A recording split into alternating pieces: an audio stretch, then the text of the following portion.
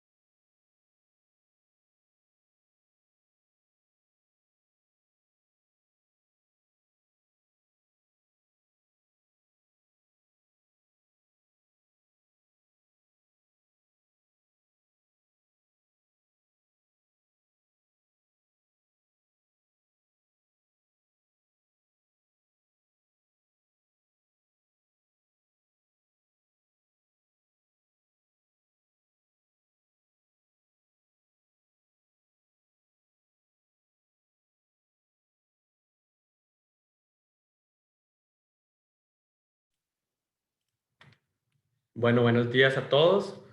Gracias a todas las personas que se han conectado en este momento y a tiempo. Vamos a dar inicio pues con el tema que vamos a tratar el día de hoy. La charla, o mejor dicho, el webinar va a estar enfocado sobre la reforma que hubo recientemente a la ley contra el hostigamiento sexual, específicamente en la inclusión del registro de acosadores sexuales que tienen que llevar las empresas. Esto es pues el gran cambio que se hizo recientemente. Y bueno, es importante que todos conozcamos de este cambio que se está implementando a partir del 29 de abril de este año. ¿Qué es lo que vamos a estar hablando el día de hoy? Bueno, básicamente va a ser generalidades sobre el hostigamiento sexual, que es brevemente, qué es un poquito, cuáles son las características, cuál es la definición para refrescar qué es el tema. También cuáles son las obligaciones actuales patronales ante denuncias por temas de hostigamiento sexual. Vamos a hablar propiamente sobre lo que es el registro de los hostigadores sexuales, que es el énfasis principal de esta charla de hoy. La publicidad registral y el derecho a la intimidad. Y bueno, cuáles son las consecuencias laborales para los trabajadores registrados, tanto por denuncias reiteradas, por referencias laborales, solicitudes de información y bueno, las responsabilidades patronales ante el registro de acosadores.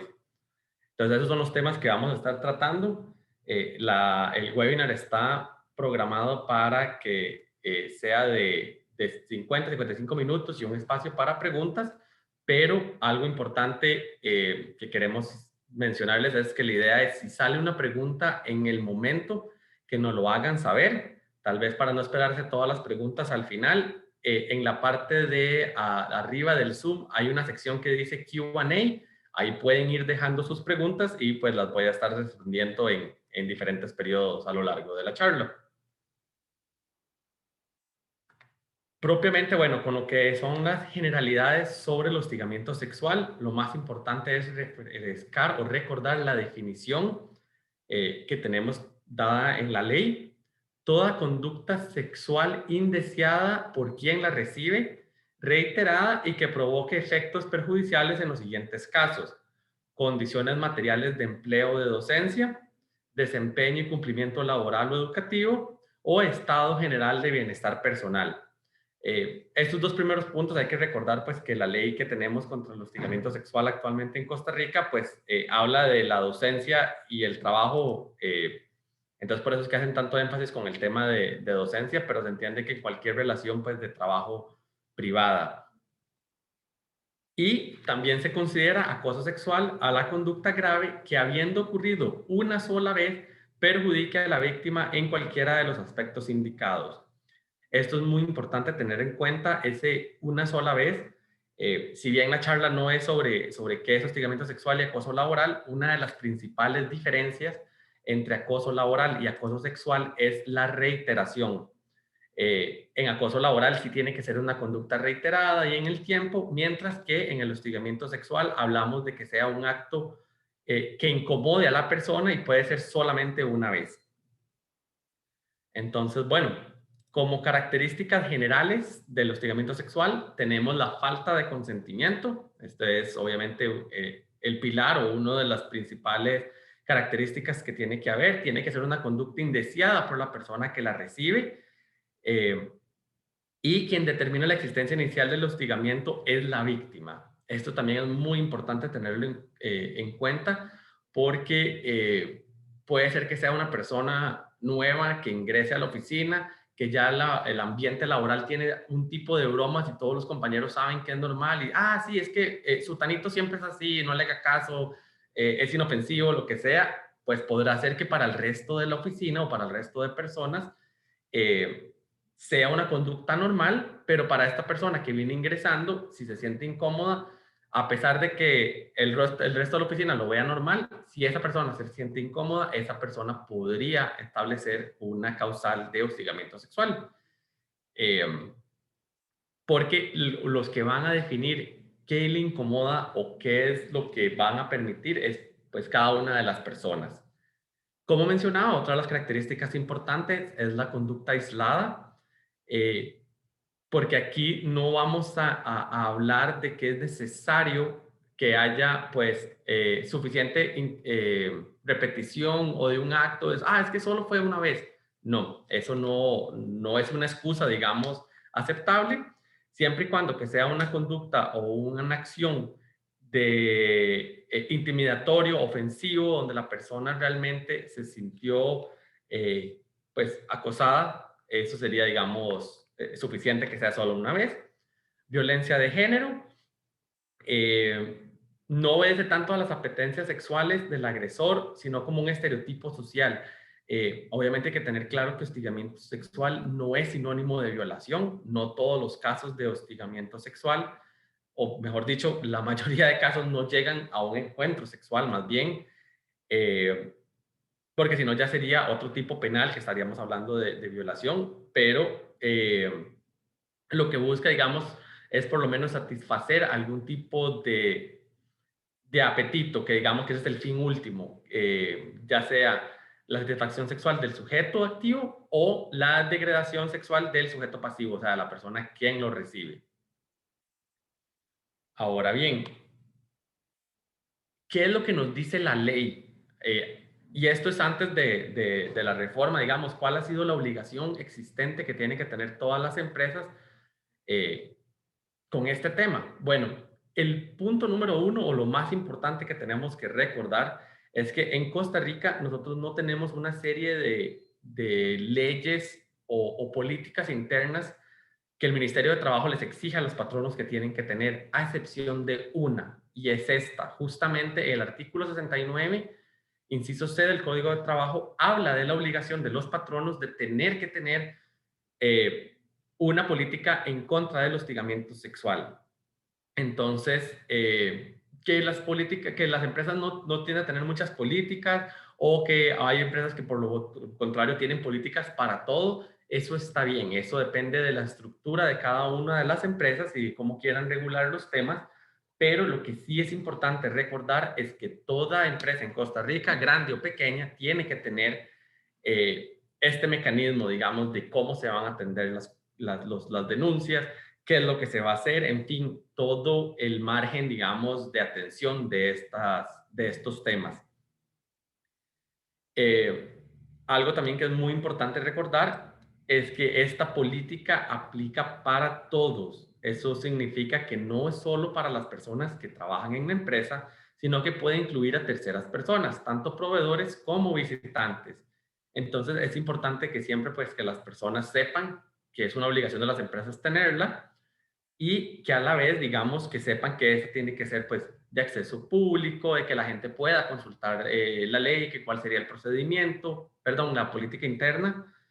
eh, y algo muy importante recordar es que la política, como decía, va a cubrirlos a todos. O sea, puede ser que un trabajador de nuestra empresa presente una denuncia de acoso sexual contra uno de los proveedores o viceversa. Podría ser alguno de los proveedores que nos da servicios, no sé, pensemos la compañía de seguridad, que tal vez sea un outsourcing que tenemos, y que entonces queremos presentar, que ellos quieren presentar una queja en contra de uno de los trabajadores. Eso también es válido y se puede hacer, porque la idea es que el ambiente en general, el patrono tiene que procurar un ambiente libre de hostigamiento sexual para cualquier persona. Otra de las obligaciones es mantener un personal con experiencia en esta materia de prevención de hostigamiento y la importancia de capacitar al personal. Nosotros siempre hablamos de que este tipo de charlas deberían de darse en la empresa mínimo una vez al año, idealmente 2 veces al año, digamos, en cada semestre, pero lo más importante también a tener en cuenta es también aprovechar los periodos de inducción de las charlas. Si ustedes acostumbran a dar inducciones al personal nuevo que ingresa a la compañía, eh, pues también es una buena oportunidad para recordarles que existe esta política, de decirles quiénes son los miembros del comité, cómo denunciar, a quién buscar, con quién hablar. Eso siempre es muy importante, digamos, que se vaya agregando y recibiendo. Y bueno, y establecer una política, como les decía, de procedimientos internos de cómo se van a recibir estas denuncias, quiénes conforman el comité investigador o cuáles son los requisitos para conformar el comité investigador. Eh, eso también es importante. La confidencialidad del proceso, eso es uno de los pilares más importantes en este tipo de denuncias.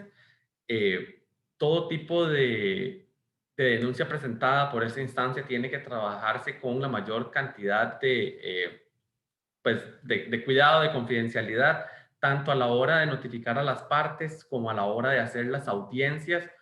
Incluso después de terminado el proceso, es importante pues que las partes, incluso los testigos que participaron, pues guarden la confidencialidad del caso.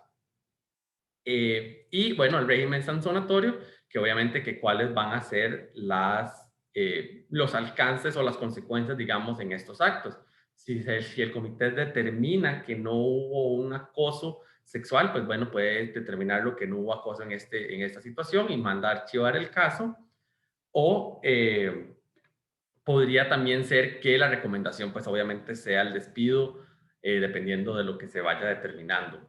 Aquí algo importante a recordar es que el comité ni la empresa pueden entablar, eh, digamos, acciones penales en contra de ninguna de sus trabajadores o de las personas involucradas. Esto es un acto administrativo, quiere decir que la empresa solo analiza las pruebas que tiene ahí en el momento y al final de cuentas, si la persona afectada decide elevar esto a una instancia penal, es la persona la que lo tiene que hacer, no es obligación de la empresa.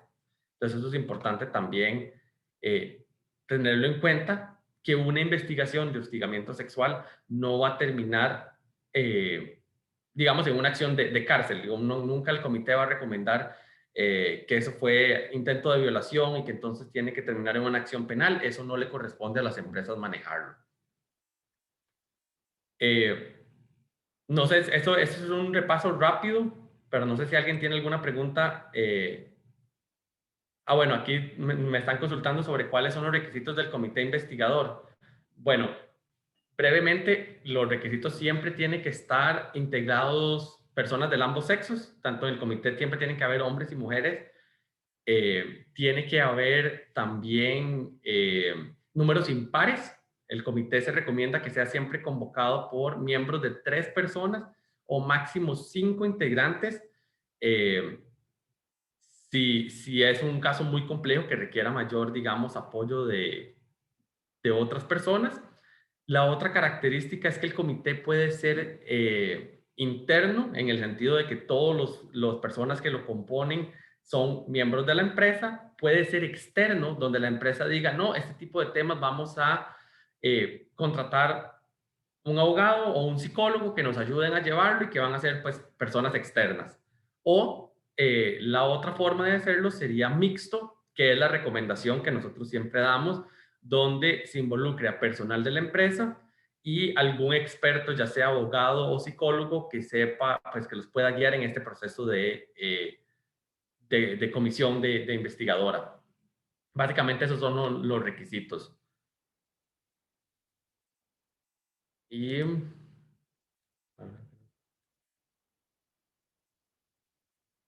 vamos a ver nada más. Ok, nada más para las personas que van a dejar preguntas, asegurarse de dejarlo en la sección de Q&A, no en el chat, pero igual voy a estar revisando el chat por aquello. Dicen, me aclaran el punto sobre la relación con los proveedores y visitantes. ¿Tiene que estar publicado para ellos la política o cómo se comunica? No, doña Rocío, en eso cuando me refiero de que es un conocimiento público, es que nosotros como personas miembros de una empresa y como eventuales proveedores de una empresa tenemos que estar pues conscientes de que toda empresa tiene que tener una política y que en caso de que queramos entablar una denuncia, que sepamos que cada empresa debería tener un canal de comunicación. O sea, si yo llego como visitante a su empresa y resulta que sucedió una situación que me resulta incómoda y yo podría llegar a más buscar a alguien de la empresa y decirle, mira, es que ¿con quién puedo hablar? ¿Con quién es miembro del comité investigador? ¿O con quién puedo hablar de un caso de denuncias? Ese tipo de situación. No es que la política tiene que estar impresa o pegada, por decirlo así, en la recepción de la oficina de trabajo para que toda la persona que entre la pueda leer, sino que es más un tema de conocimiento general que tenemos que tener como trabajadores y como eventuales clientes. Ok, entonces, bueno, ya propiamente lo que es el registro de acosadores sexuales en la empresa, eh, ¿qué es este registro y qué es lo que viene a cambiar? Bueno, como les decía, esta es una reforma bastante reciente. Eh, Esto es un cambio que se hizo a la ley 7476 del 29 de abril del 2021. O sea, quiere decir que estamos hablando de que esto es un cambio que tiene menos de 2 meses actualmente, donde se viene a reformar y a modificar lo que es el artículo 5 y 34 de esta ley. El artículo 5 propiamente viene a hablar de cuáles son las responsabilidades de prevención que tienen que tener los patronos en la empresa.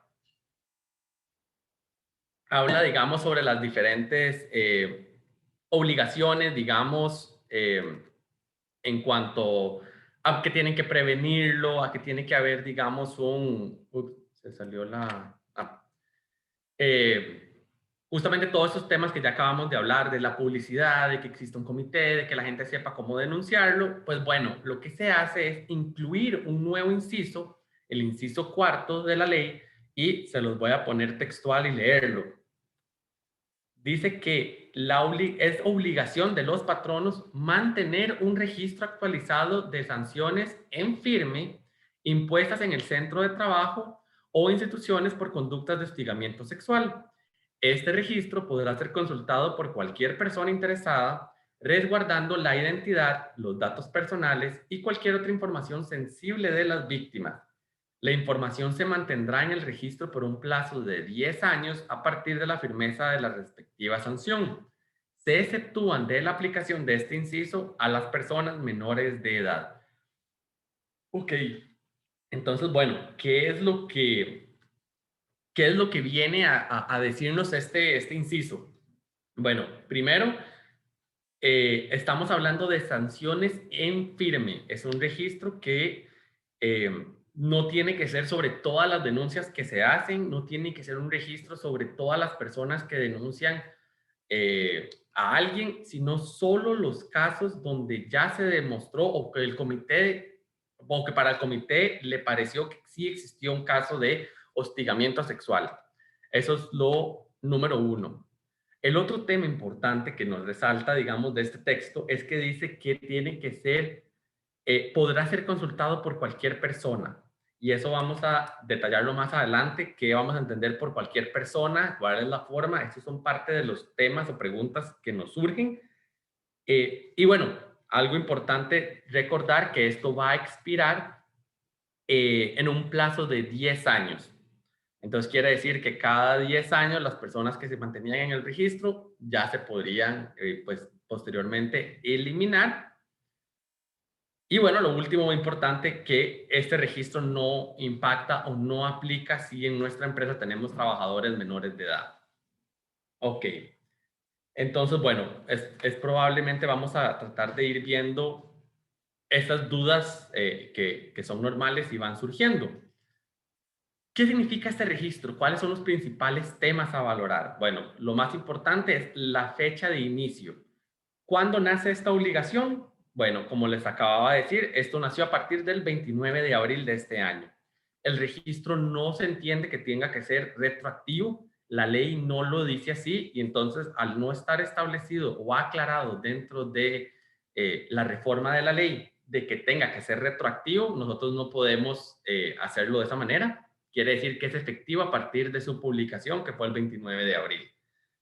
¿Qué sucedería si ustedes me dicen, nosotros en mayo terminamos un caso, pero no sabía que existía esta reforma, ¿tengo que incluirlo? La respuesta sería sí. Si ustedes desarrollaron durante el mes de mayo o ahora en junio algún caso de hostigamiento sexual donde el comité determinó que sí había una falta, quiere decir que esa persona ya debería ir dentro del registro. Eh, si les pasó, como tuvimos una investigación que inició a finales de abril, pero la conclutamos en las primeras semanas de mayo o la segunda semana de mayo, ¿esta persona debería estar en el registro? La respuesta sería sí. Nuestra interpretación es que cualquier sentencia o cualquier resolución que se haya analizado después del 29 de abril debería incluirse dentro de este registro. Y bueno, ¿cuál es la finalidad principal del registro? Bueno, de acuerdo a la naturaleza o la base de la ley como tal, lo que se busca es pues el indubio pro víctima. Esto sería, digamos, porque la ley como tal de prevención del acoso sexual, lo que busca, como lo dice su título, es prevenir esta actividad en la empresa y el hecho de que exista un registro sería una forma de proteger, por decirlo así, a futuras personas o que la gente esté pues más atenta o incluso los mismos patrones que puedan poner un control pues más cerca, digamos, de personas que hayan cometido algún tipo de acoso. Ahora bien, esa es la finalidad del registro. Estamos hablando que es indubio pro víctima. Eh, ¿Cuál sería el impacto y consecuencias de este registro de acosadores para los trabajadores registrados? Bueno, esto es algo que vamos a tener que esperar un poco, ver cuál va a ser la realidad del país, porque claramente esto conlleva un tema y un análisis más allá sobre el derecho del registro, pero también sobre el derecho a la intimidad de la persona y los registros públicos. Hay un análisis ahí que se podría hacer interesante a nivel legal, pero ahorita nosotros no estamos aquí, o la idea del webinar no es hacer un análisis propiamente de si es legal o ilegal, de si está bien o mal, de que si esto no es una violación a derechos humanos. Sí, son preguntas usuales o son preguntas que nos van a surgir de este tema, pero el motivo del webinar es más que todo informar sobre la reforma, sobre la obligación de tener el registro y que por lo menos al día de hoy tenemos como patronos una obligación de llevar este registro, eh, porque eso es lo que nos dice la ley. O sea, eso fue lo que hubo una reforma en la ley. Hay algo importante que hay que tener en cuenta y es que esta ley contra el acoso sexual también tiene un reglamento. El reglamento a la fecha no ha sido reformado. Digamos, no hay una sección nueva dentro del reglamento que hable sobre cómo llevar el registro, qué información tiene que tener, cuál es el formato. Entonces, básicamente, todos esos temas son, por el momento, temas que tenemos que desarrollar a nivel interno, que sean parte de nuestra política de acoso sexual, de cómo cada empresa va a querer llevarlo. Obviamente, nosotros vamos a tratar de dar unos tips o recomendaciones que nosotros consideramos eh, pero al final de cuentas también esto se puede customizar, por lo menos por ahora, dado que el reglamento es sumiso en muchos temas. Eh, Tenemos una delimitación del concepto de cualquier persona interesada. La ley, y voy a regresarme, perdón, a la diapositiva anterior, dice que el registro podrá ser consultado por cualquier persona. No dice que tiene que ser cualquier persona legitimizada, no tiene que ser cualquier persona con una función objetiva, simplemente si llega cualquier persona literalmente a pedirlo, nuestra obligación como empresa sería de brindar esa información, que esto va a conllevar a una modificación y regulación de la política interna. Como les decía, va a ser muy importante en esta etapa o aprovechar más bien esta reforma para que las empresas puedan revisar, uno, si tenemos o no política interna de acoso sexual. Eso sería la primera pregunta que tenemos que hacernos. Y si la tenemos, ¿hace cuánto no la revisamos? ¿Hace cuánto no tiene una modificación? ¿Hace cuánto no damos una charla sobre este tema? Eso también son pues oportunidades de mejora, y obviamente esto nos va a brindar una oportunidad ahora a las empresas de revisar la política interna y definir cómo vamos a llevar este tipo de registro. Voy a, no voy a preguntas, ok. Entonces, ¿cuáles son las consecuencias laborales? ¿Qué es lo que deberíamos de estar hablando? Bueno, el primero, como les mencionaba, es que se abre un debate sobre el derecho a la intimidad personal y el orden público. Esto va a ser un tema que va a generar roces en ambas aristas. Eh, que como les digo, aquí lo importante va a ser qué va a pasar con las personas afectadas, o sea, las personas que están dentro de algún registro de alguna empresa, que son los legitimizados objetivamente para presentar algún tipo de recurso de amparo, digamos, o de presentar alguna inconformidad, ya sea en sala segunda o en sala constitucional. Entonces, vamos a tener que esperar, digamos, cómo va a surgir, pues, un poco con esas personas. La publicidad de los hechos en firme, eso es muy importante, no hay excepciones, la ley no nos da ningún tipo de excepción. Entonces, si la persona, el comité lo considera que cometió acoso sexual, ese nombre debería estar en el registro. Eh, Obviamente, como les decía, esto va a generar acciones posteriores a afectados, porque actualmente, y esto no es por la reforma, toda decisión o toda resolución, mejor dicho, que tenga el comité investigador donde diga que fue acoso sexual o no, tiene la posibilidad de ser analizado por un juez laboral. El hostigamiento sexual puede ser que la empresa definió y dijo, sí, esto es, pero que la persona afectada en su momento diga, no, a mí me parece que esto fue una sanción injusta o yo no cometí acoso sexual, yo quiero elevar esto a un análisis superior, y lo puede elevar a instancias laborales. Esto existe, digamos, desde que está la ley. Entonces, esto nos surge también una pregunta: ¿qué sucedería en el transcurso que la persona, ok, ya se implementó o ya se definió a nivel interno que era un acosador sexual, yo lo pongo en el registro y esta persona interpone una denuncia?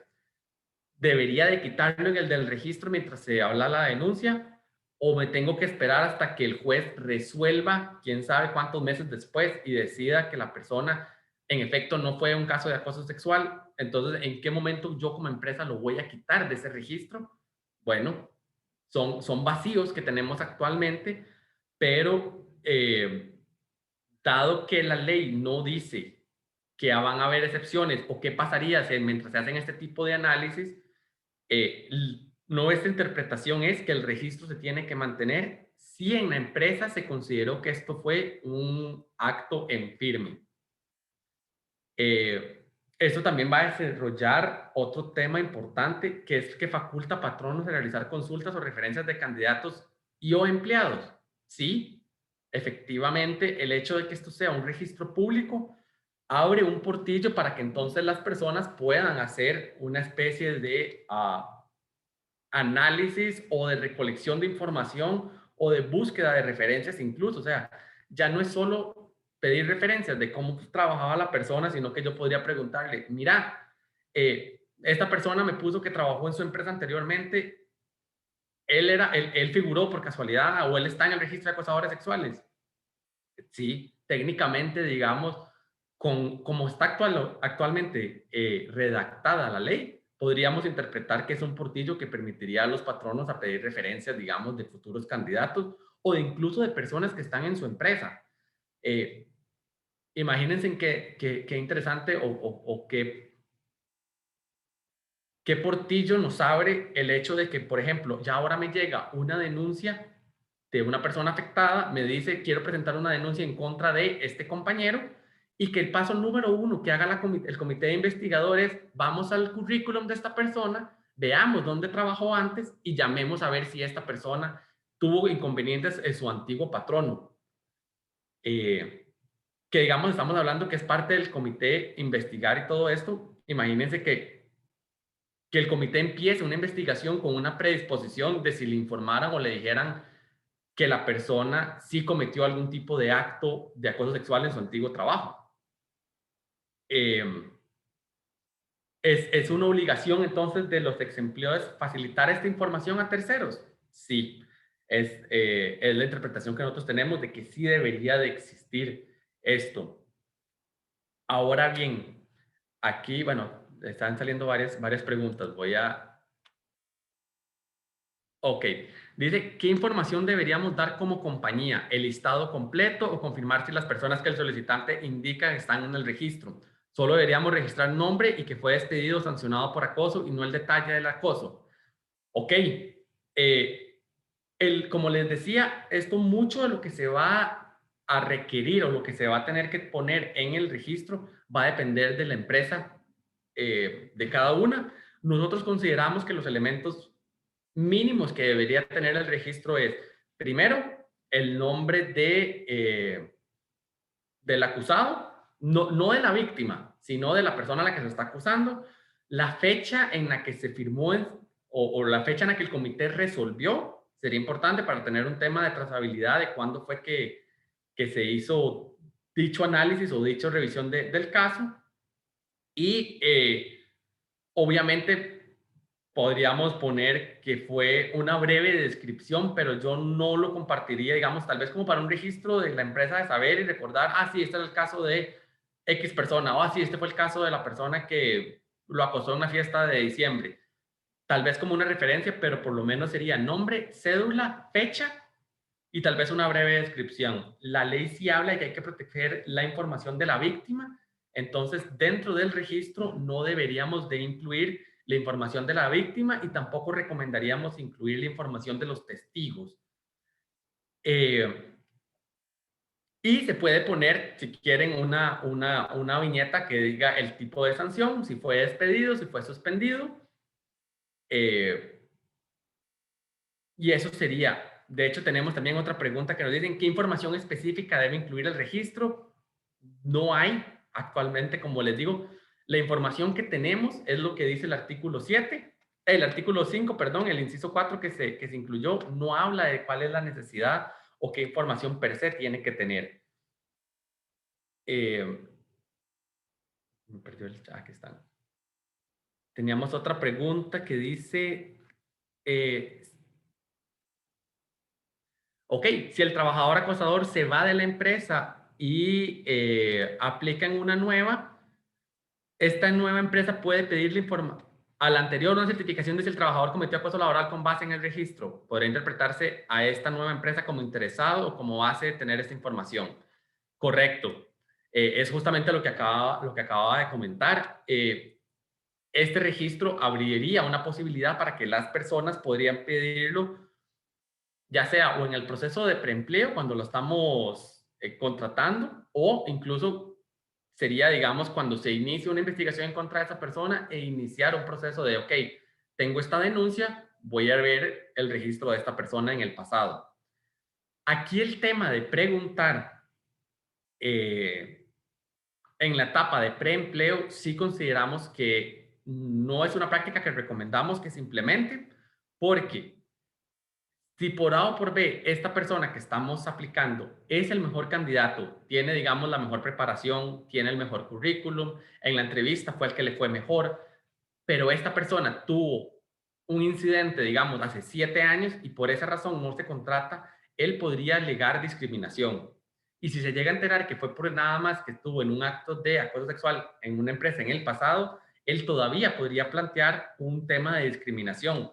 Porque si bien es cierto, este registro es una obligación legal de tenerlo y que las empresas tienen que llevar, no, esta ley no está por encima del Código de Trabajo, que ya tenemos después de la reforma, una estructura muy fuerte en cuanto a la discriminación.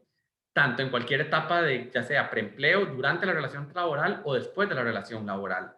Entonces, si van a empezar a pedirlo desde el inicio, hay que tener mucho cuidado de lo que van a oír, porque si por A por B ustedes como empresa escuchan que esta persona sí se vio involucrada en algún incidente y que salió en firme, eh, de ahí, esto podría conllevar un esfuerzo mayor si objetivamente esta persona era el mejor candidato.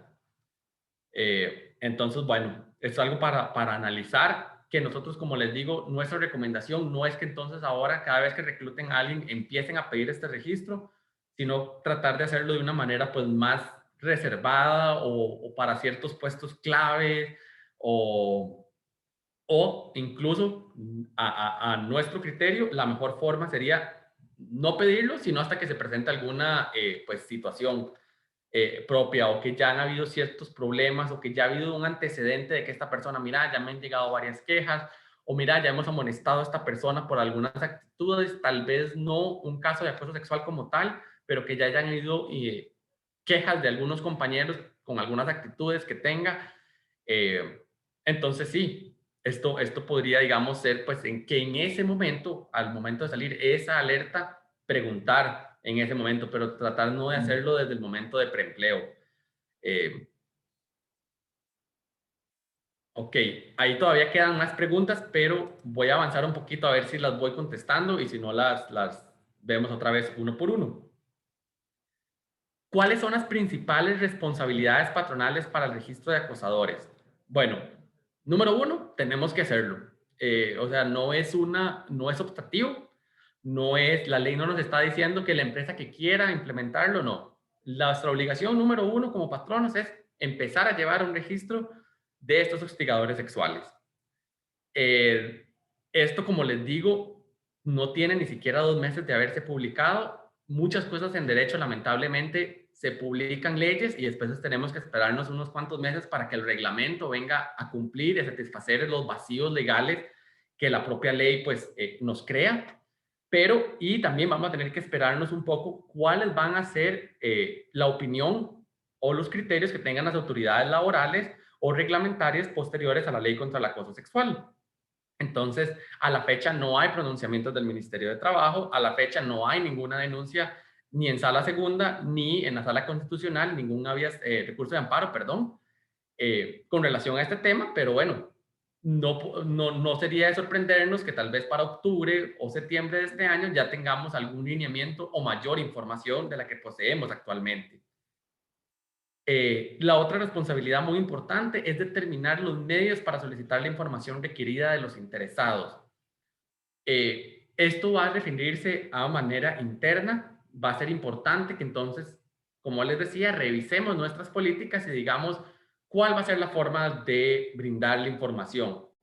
Que la información se pueda dar presencial o por correo electrónico, eso es una opción. Podemos definir a nivel interno, no se da información vía teléfono, sino que hay que mandar un correo y el correo, crear un correo ideal, específico para, no sé, consultas arroba el nombre de la empresa o registro arroba la empresa, no sé, o si quieren poner a una persona en específica que sea la persona que vaya a llevar esto, ya sea la persona del área de legal o la persona encargada de recursos humanos, eso es parte de las cosas que ustedes van a tener que delimitar sin tampoco ser no podemos volvernos súper burocráticos de decirle, mira, no, esto solo es mediante un formulario y solo presencial y solo los martes y jueves de 7 a 11, porque el poner todo ese montón de trabas hace que que el acceso a la información ya no sea pública o que ya no sea tan accesible. Y la ley, como les digo, no pone ningún tipo de excepción. Entonces, pero si nosotros podríamos llenar que sea solo mediante correo electrónico o que sea también presencial, que entonces la gente llene, no sé, alguna ficha, creamos algún formulario interno para que la persona solicite la información, etcétera. ¿Cuál va a ser el manejo interno a la información de la empresa? Ok, la ley no nos dice que porque es pública tiene que ser subida a la página web. Esto no tiene que decir si nosotros, por ejemplo, estamos acostumbrados a usar un SharePoint o Google Drive o algunas de esas herramientas en la nube, decir como, ok, voy a pegar la lista en la nube para que cualquier persona que esté trabajando la pueda ver. no es necesario, digamos, llegar a ese extremo de publicidad. Pero bueno, ¿qué pasa si algún empleado llega no sé, al jefe de recursos humanos y le dice, mira, yo quiero saber si tal persona fue acusada? Sí, esa persona tendría el acceso a revisarlo. Una pregunta que nos estaban haciendo era que qué tan público era el registro, o sea, en el sentido de que si tengo que entregar el 100% del registro cada vez o si solo de las personas que me lo preguntan. La práctica o lo ideal sería decirle a la persona, tratar de preguntar primero por una persona en específico, pero si la persona dice, quiero ver el 100% del registro que mantiene esta empresa, la empresa no podría negarse. O sea, podríamos ponerlo como que la práctica inicial o la recomendación inicial es cuando pregunten nombre por nombre y se les da la información y un sí o un no. Y listo. Pero dado que no hay delimitación, si la persona solicita ver el registro completo, pues en teoría la empresa estaría en obligación de entregar el archivo completo. Algo muy importante que hay que tener en cuenta es, porque otro de los puntos por los cuales no recomendamos el solicitar esta información en la etapa de preempleo es por la misma razón que no se recomienda el solicitar la hoja de delincuencia hoy en día. Eh, yo no sé si están conscientes, bueno, es cierto que desde la reforma procesal, muchas de las charlas y la información que se ha obtenido de varias fuentes es ya no pidan la hoja de empleo, o ya no pidan la hoja de delincuencia, mejor dicho. Y la razón de esto es porque la hoja de delincuencia se reformó la ley de registros públicos en el 2016, a finales del 2016, donde si se dice que la hoja de delincuencia es para fines laborales, la hoja de delincuencia va a salir en blanco. Salvo que sean delitos, digamos, como de crimen organizado, homicidios, digamos, ese tipo de cosas, es lo único que no se va a limpiar de la hoja de delincuencia, pero cualquier otra información, un robo menor, un hurto, ese tipo de información ya no sale en la hoja de delincuencia si la persona aclara que es para fines laborales. Entonces, bajo ese mismo supuesto, este registro podría más bien ser contraproducente el pedirlo desde el inicio porque la idea, digamos, que existe de esa reforma del artículo 11 de la ley de archivos judiciales era justamente para no caer en prejuicios de una persona ex convicta o lo que sea que haya cumplido una pena menor para que eso sea un impedimento para incorporarse a la sociedad. Entonces, eso es algo importante que olvidaba mencionar de por qué no se recomienda solicitar esta información, digamos, para etapas de preempleo. Ok, vamos a leer alguna de las preguntas que tenemos. Eh, Alejandra dice, ¿no contratar a alguien por estar en un registro puede ser considerado como discriminación? Sí. Esto perfectamente podría ser una causal de discriminación, como les decía, si objetivamente esta persona era el mejor candidato y ustedes simplemente no lo contratan por haber tenido, digamos, un registro anterior y no pensemos en el reciente mes, pensemos que sea un registro de acoso de hace 8 años, o sea, este registro se tiene que llevar por 10 años. Eh, entonces, si la única razón por la que ustedes no lo van a contratar es porque apareció en el registro de alguna empresa, sí puede haber un riesgo para la empresa por discriminación. Después preguntan también a Alejandra que si pudiéramos crear un procedimiento para que las personas soliciten la info del registro. Vale decir que deba llenar un formulario de solicitud y que luego de la respuesta específica a la persona. Sí, eso, súper buena pregunta, Alejandra, es lo que nosotros estamos mencionando en cuáles van a ser los criterios internos de cada empresa de cómo quiero regular eso. Eh, a nivel general, bueno, parte de las recomendaciones que decían era, bueno, si se puede hacer por a través de un correo en específico, siempre habilitar que sea presencial o virtual. Yo creo que ahora también con todo esto del tema de la pandemia, decirle a una persona que el registro solo se entrega presencialmente sería un poco inflexible y cuidado, después más bien nos meten un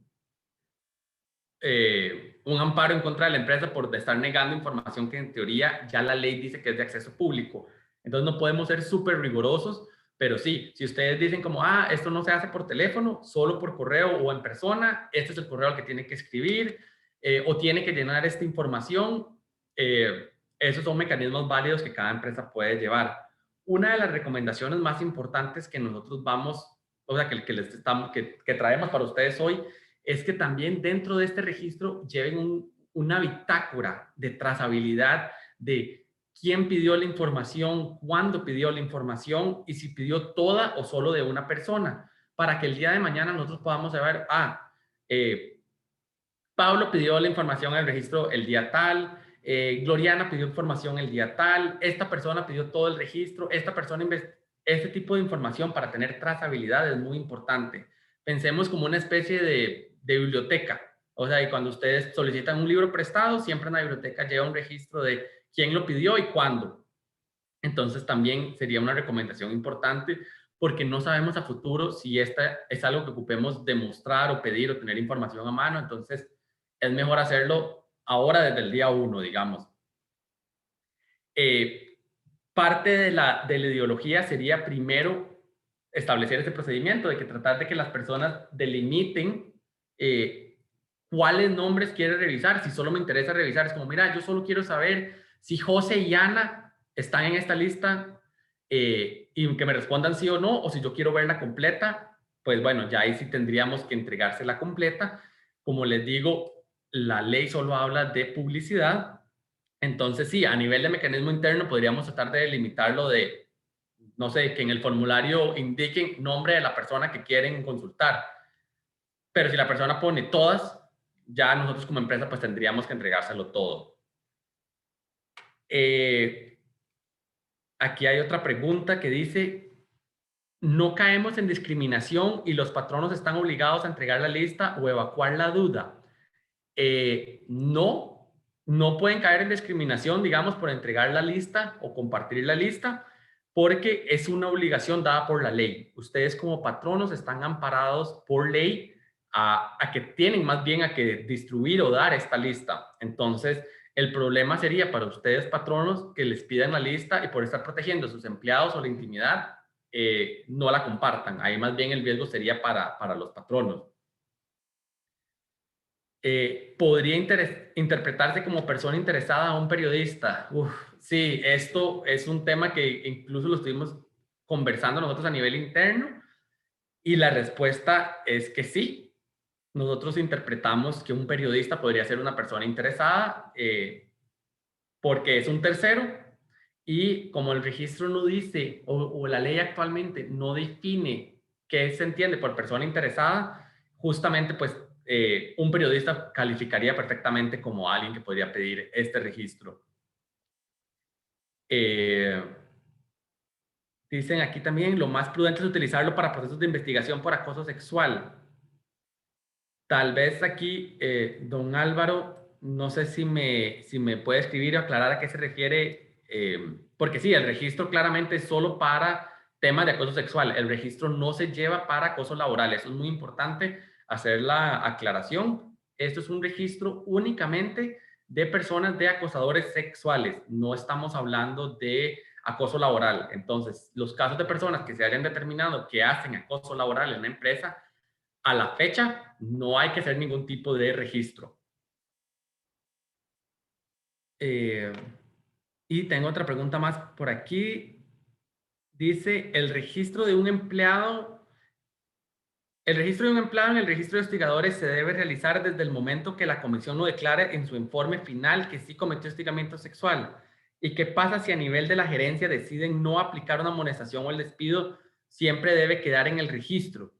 Sí, don Enrique, la ley lo que nos exige es que llevar un registro de sentencias en firme. Si el comité dijo que esto era un caso de hostigamiento sexual y a nivel de la empresa ellos no van a proceder con el despido y simplemente va a ser una amonestación, igual debería de ir dentro del registro, porque el análisis del comité, el comité decidió o el comité consideró que sí hubo un caso de hostigamiento sexual. Entonces, aunque la empresa después decidiera solo amonestar y no despedirlo, igual debería ir en el registro. Eh, porque lo que habla es, digamos, el inciso nuevo no habla de que tiene que ser un registro de personas despedidas, sino de personas que cometieron acoso sexual. Creo que había unas preguntas también en el otro chat. Vamos a ver. ¿Quiénes tendrían legitimidad para facilitar el registro? Bueno, eso también es muy importante. Nicola, a nivel interno, ustedes, esto es parte de los temas que hay que definir en la política. ¿Quiénes van a ser las personas que custodien este registro? ¿Quiénes van a ser los que lo van a dar la información? ¿Va a ser legal? ¿Va a ser recursos humanos? ¿Van a ser un miembro del comité y la lista el registro lo va a llevar alguien del comité? Todas son posibilidades válidas. Es únicamente que se tenga que definir a nivel interno cómo quieren trabajarlo, cómo van a redactar la política, pues para llevarlo de esa manera. Pero sí, todas son opciones válidas. En este momento es la empresa la que va a tener que definir cuáles van a ser las reglas con las que queremos jugar. Lamentablemente vimos que la reforma, a pesar de que es un tema que genera tantas dudas, es un párrafo lo que tenemos nuevo en la ley. Entonces, el revisar nuestras políticas internas y el redactarlos en la política, eso también es súper importante. Nosotros debemos de incluir esto dentro de la política. Quiere decir que todos nosotros tenemos que revisar la política de acoso sexual e incluir una sección que hable sobre el registro de acosadores. ¿Qué es el registro? ¿Quiénes lo van a llevar? ¿Qué información va a contener? ¿Quiénes lo van a cuidar? ¿Cómo se va a solicitar? Todas estas dudas que estamos teniendo ahora y que les estoy comentando de forma verbal deben estar definidas dentro de nuestras políticas internas. Hay otra consulta que dice, hay que indicar descripción de la denuncia y los hechos. ¿Podríamos emitir esta información? Sí, sí se podría emitir. De hecho, la poca guía que nos da el inciso 4, es decir, que se debe proteger a las víctimas y a los involucrados. Entonces, sí, ustedes podrían poner un breve hecho solo para tratar de que si a nivel interno ustedes quieren recordar de, uy, aquí dice José Gutiérrez, ¿cuál era el caso de él? Pueden poner una breve descripción de qué era, pero no hace falta poner todos los hechos probados o todas las situaciones que sucedieron o todas las pruebas, toda esa información, pues para eso la tiene el comité. Es más, si dentro del comité ustedes le asignan un número de expediente, podrían poner el número de expediente interno del comité de investigación. ¿Cuál es el número interno? Es muy fácil. El comité puede poner simplemente, este es el caso número 1 que atendemos este año del 2021. Entonces el caso es el 01-2021. O es el caso número 4 del 2022. Es el tipo de numeración sencilla que ustedes podrían empezar a implementar dentro de los expedientes y poner entonces en el registro cuál es el caso de ese expediente para que entonces sea más fácil buscar la información cuando ocupen saber algo más a detalle de ese caso. ¿Cuál es el fin de esta certificación si puede ser considerado como discriminatorio para la contratación? Podemos solicitar el motivo de la solicitud de la certificación. Si lo estamos viendo o sea, si nosotros le estamos pidiendo un motivo a la persona que lo solicita, sí, se podría poner en el formulario o en el correo, que usted diga, sí, mande un correo donde diciendo cuál persona quiere revisar y cuál es el motivo. Pero si la persona lo deja en blanco, no puede ser un motivo de decir yo empresa de no le voy a compartir el registro porque usted no me indica cuál es el motivo. Porque la ley no dice que tienen que tener un motivo real. Que nosotros lo podemos solicitar y esperar que la mayoría de las personas lo contesten, sí, pero que podemos negarnos a brindar la información solo porque no tiene un motivo claro, no podríamos hacer esa distinción. Como recomendaciones generales, les decía, bueno, actualizar la política de hostigamiento sexual. Es muy importante que entonces hagamos esta tarea. Ahora todos que participaron en esta charla, vayan y hablen con la persona encargada o si son ustedes mismos. Paso número 1, vamos a revisar esta política, vamos a implementar cambios, vamos a pedir una revisión. ¿Cómo vamos a mantener actualizado este registro a nivel interno? Bueno, la recomendación importante, implementar una bitácora de solicitantes. Eso simplemente por una cuestión de orden, por una cuestión de trazabilidad, es mejor empezar a hacerlo ya. No sabemos a futuro si los jueces van a solicitar esto en no sé, alguien que presente una denuncia en sala segunda y que el juez diga, ok, a la empresa yo necesito saber quiénes están en ese registro y quiénes lo han consultado. Mejor tenerlo de una vez. Respetar el principio de publicidad para todos. Esto es súper importante. O sea, si bien es cierto, nosotros vamos a querer resguardar esa información pidiendo un motivo, tratando de que la lista solo se entreguemos el nombre de uno en uno, o que usted nada más pregúnteme por una persona en específica y yo le digo si está o no está. Eso obviamente va a ser nuestra obligación, nuestro principal interés para que no revelar una información pues tan sensible, pero al final de cuentas la realidad y la situación país a como está la ley ahorita simplemente dice es público. Y establecer un marco de resguardo del registro y un responsable del manejo. Esto es muy importante. Fue justamente una de las preguntas que salieron. Sí deberían de haber una persona o grupo de personas que estén a cargo de este registro. También por un tema no solo de orden, sino de resguardo de la información. O sea, que no sea cualquier persona de recursos humanos, sino mejor dejémosle esto a el jefe de recursos humanos que sea el que lo maneje. O si queremos que sea el equipo de legal, o si queremos que sea algún miembro del comité de investigación y que sean ellos los miembros del comité los que resguarden y que entreguen esta información. Podría ser que se cree un correo tal vez para el comité de investigación que se llame, no sé, comité AS, comité de acoso sexual, @ la empresa, y que ese sea el correo, digamos, para consultas, y ya que a nivel interno, un correo interno para el comité, para ver temas de este tipo, podría ser una solución.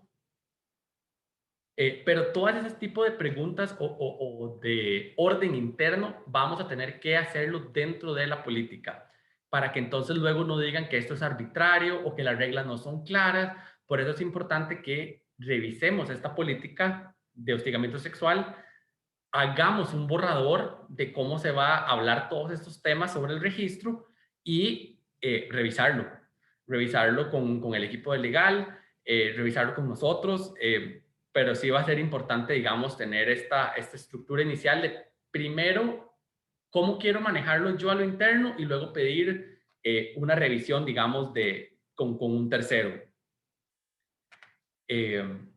Bueno, ya se nos acabó el tiempo, pero aquí tenemos todavía un par de preguntas más. Vamos a ver, lo más prudente es... Ah, bueno, no, perdón. Esto ya lo habíamos contestado, perdón. Dice, buenos días. En caso de que el patrono decide aplicar una sanción diferente a la recomendación por la comisión investigadora, se debe dar información de la recomendación de la comisión y por otro lado de la sanción aplicada. Bueno, eso es un tema que justamente preguntaban qué tantas columnas tiene que tener este registro. Si ustedes deciden poner si se aceptó o no la recomendación del comité, se podría poner. O sea, vamos a partir del hecho de que si está dentro del registro, es porque ya el comité dijo que sí hubo acoso sexual para el comité. O sea, el comité consideró que estaba en un acto de acoso sexual y por eso está en el registro. Si ustedes aparte quieren poner una columna que diga si se aceptó o no la recomendación, si se amonestó o no, o el tipo de amonestación, lo podrían llevar en el registro. Que tengan que compartir esa información al tercero, no, esa información podría ser omisa. Porque algo muy importante es, no es que nosotros, o sea, no es que una persona pueda venir y decir, quiero una copia del expediente o quiero una copia de lo analizado por el comité. La obligación es tener un registro y básicamente responder sí o no si la persona está en esa lista de ese registro. No decir cuáles son los hechos, cuáles fueron las pruebas, si lo despidieron o no lo despidieron. Ese tipo de información podría considerarse interna de la empresa. Y ahí sí podríamos nosotros como empresa definir qué tanto comparto yo del Excel. Mi obligación es decir si él está o no en el registro. Cualquier información que yo quiera compartir de más ya sería, digamos, pues adicional. Pero a la fecha la obligación es nada más de llevar un registro e informarle a la persona si forma parte del registro o no.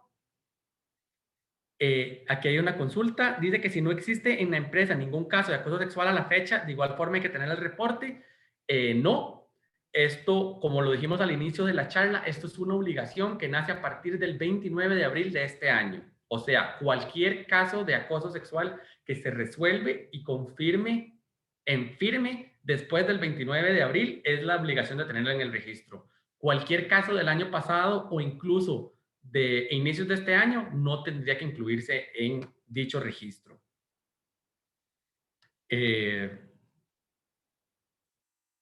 Ok, bueno, esas son las preguntas que teníamos hasta ahora. Eh, Espero que les haya servido esta información. Sabemos que es pues bastante nuevo, probablemente les generé más dudas que respuestas en este momento, pero esa es parte de la finalidad de la charla. Lo que queríamos era, uno, informarle a las personas sobre esta nueva obligación. Dos, qué es lo que interpretamos o cuáles son los alcances, que como vemos son bastante amplios y bastante ambiguos, y pues dar una serie de recomendaciones para que entonces a nivel interno se vayan con tarea cada uno de ustedes y vayan a revisar esta información. Obviamente nosotros quedamos atentos a cualquier información adicional. Aquí queda nuestro correo contact@consortiumlegal.com, y si ya ustedes son clientes de nosotros, pues nos pueden escribir directamente con cualquier consulta adicional que vaya pues surgiendo. Espero que esto haya sido de mucha utilidad y gracias a todos los participantes por unirse y por su tiempo. Muy buenos días.